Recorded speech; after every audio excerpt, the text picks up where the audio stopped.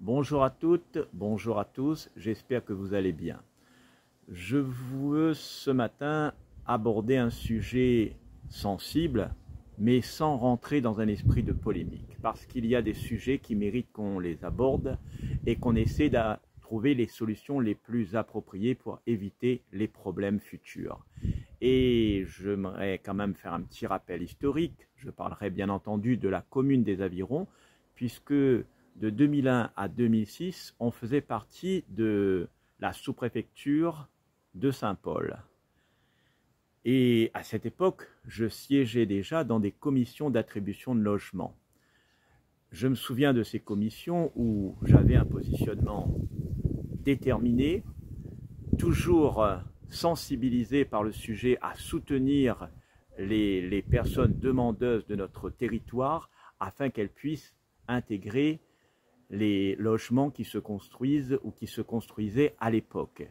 Et on faisait en sorte justement de trouver les meilleures solutions possibles afin d'éviter des personnes qui ne connaissent pas le territoire, qui viennent et qui ne s'intègrent pas et qui posent des problèmes. C'est une réalité, il ne faut pas contourner.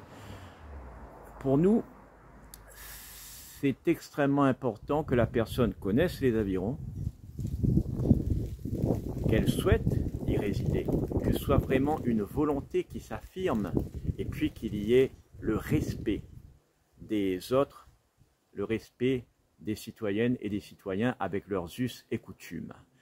Je me souviens d'une commission d'attribution de logement à la sous-préfecture de Saint-Paul où une représentante ou un membre d'association venait me faire des leçons de morale en essayant de nous imposer des propositions qui étaient faites. Et à ce moment-là, je lui ai dit, « Madame, dans 10 ans, dans 20 ans ou dans 30 ans, je serai peut-être encore aux Avirons, les Avironnaises et les Avironnais seront toujours là, mais vous, madame, vous ne serez pas aux Avirons, vous ne serez peut-être même plus à La Réunion. » Et quand je regarde aujourd'hui ce qui se passe à Fayard, à Bras-Fusil, on se rend compte d'une réalité.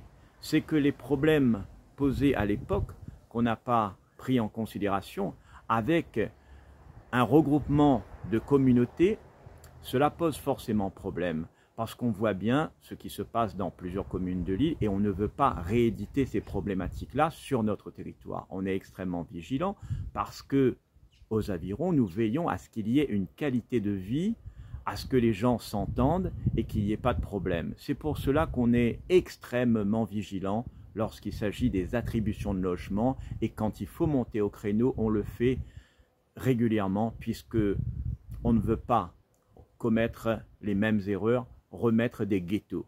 Et croyez-moi qu'on est extrêmement vigilant et pour cela, nous mettons tout en garde, justement, parce qu'on souhaite avoir des gens qui veulent venir aux Avirons, qui ont une envie, comme je le disais tout à l'heure, et qui respectent les autres, des gens qui ne viennent pas imposer leur mode de vie, parce que forcément, quand on arrive sur un territoire, quand on arrive à La Réunion, comme partout dans le monde, on doit s'adapter aux us et coutumes du pays, de la région, du département. C'est très important et ça facilite aussi l'intégration. Eh bien nous, notre objectif reste toujours la qualité de vie dans nos quartiers, dans nos lotissements sociaux et on rappelle régulièrement aux bailleurs sociaux cette nécessité qu'il y ait des espaces de vie, des commerces, des lieux où les gens se rencontrent, qu'il y ait des échanges, du lien social. C'est important pour nous et nous nous inscrivons dans cette dynamique pour faciliter l'intégration des nouveaux venus, mais on souhaite bien entendu qu'il y ait de la cohésion dans les lotissements et cela passe bien entendu par des gens qu'on connaît, qu'on veut éviter les erreurs. On ne veut pas forcément qu'il y ait des voitures dégradées qui restent installées devant les lotissements sociaux, des matériels dégradés qui s'installent à côté, aux abords des quartiers, aux abords des lotissements.